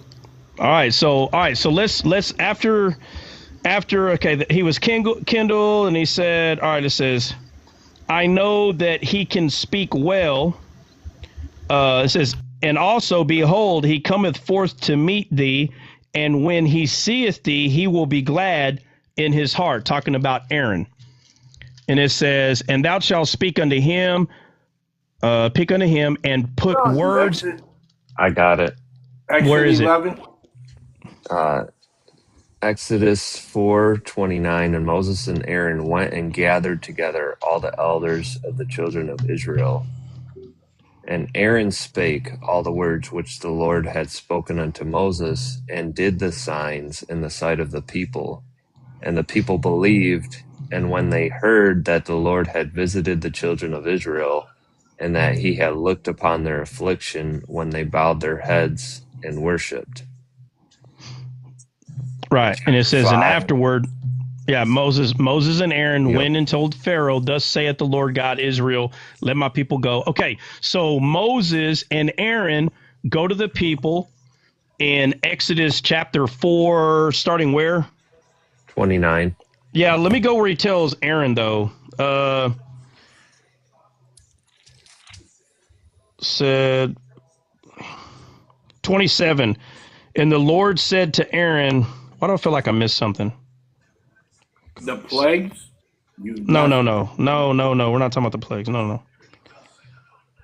So let him go. And then said, a bloody husband art thou because of the circumcision. 27, and the Lord said unto Aaron, go into the wilderness to meet Moses. And he went and meet him in the mount of God and kissed him. And Moses told Aaron all the words of the Lord who has sent him, and all the signs which he had commanded him. Okay, you don't want to leave that part out. So that's where they meet, and it says that Aaron met him and kissed him, right? Which you see that parallel when Judas came to Jesus and kissed him, right? which is not a Aaron, but the serpent anyway. All right, so but the thing I wanted to point out, it's very important, is where Moses starts complaining all of a sudden because the signs are there. Now all of a sudden he's not eloquent, he can't speak. So God says, don't worry, Aaron will understand this, but it's the way that God responds to him that's the most important. And he literally, in there it says, who causes man to see? Who does? I do. So what he's saying is, all these signs that you're scared of how to explain, I'm the one that opens the people's eyes so they can see what it means. So whenever Aaron and Moses, right, in twos, whenever they went and told the people all the words and the signs, they knew it was pointing to the Messiah. How did they know? I just went over it. And the last one that I didn't go over, which for whatever reason, you don't see hardly anybody talk about the last sign when he says, take the water out of the river. And he says, and pour it on the dry land. That dry land is referring to the dead world. which is your dead heart. And he says, and it, because it's coming from the river. Jesus said, believers in me, out of their belly flow rivers of living water. And so when he took that water, which is the living water, and he poured it on the dry land, that dry land's talking about your desolate heart and the world. And he said when he poured it on there, it became blood, which is the Messiah's blood that was shed for us. So these people knew through oral teachings, they understood the Messiah. That's why Pharaoh was killing all the firstborns, because they would hear all the people talking about a Messiah to come. So the people's heart was already, they were ready. So when the good news came and the signs that were told to them that was talking about the Messiah, they knew that it was God, because every one of those signs was referring to the Messiah, all of them. Scripture, please. Joe Ray, what do you mean scripture? We just went over a bunch of scripture. Did you just get here? We've been. Oh, he's been here, bro. Oh, scripture, please. So I just went over. It says that God opens the eyes, so you can't see. You can't see. You don't get it. So there's a YouTube. Huh? What? So there's YouTube. Yeah, there's a YouTube. Joe Ray, go to the YouTube and you'll. Joe Ray. If you're a believer, you'll see. No big deal. If you're a believer, you'll see. Oh man, what'd I do? Okay. The last was Exodus 4:27. Yeah, so we just got through reading basically chapter 3 and 4 of Exodus. All right, guys, I got to roll. Does anybody got anything to say before we go? You know, I don't like to just what they call dry leave. Felicia. That's it. All right. Anybody else? Anybody else? Say it now or forever hold your peace. Give the Cowboys the business. Well, I will say this. That very well could be a different game. After what I saw, that quarterback and Caboto, what's his name, Bill? Scatabo. Huh? Scatabo. Bubba. Whew, that boy ain't no joke. You hear me? The dude's bad. So with him and that new quarterback, I mean, it's going to be a different game, but we'll see how different. But they definitely got a chance now to take it to the Cowboys. So we'll see. We'll see what happens, because it ain't those two. What they just did on to that team, bro. That's not the Giants we played. So it might have been a good thing that they got that rookie as quarterback playing right now. I'm just being honest. So we'll see. We'll see what happens. Anyway, all right, guys. God bless. We will see y'all soon. Adios.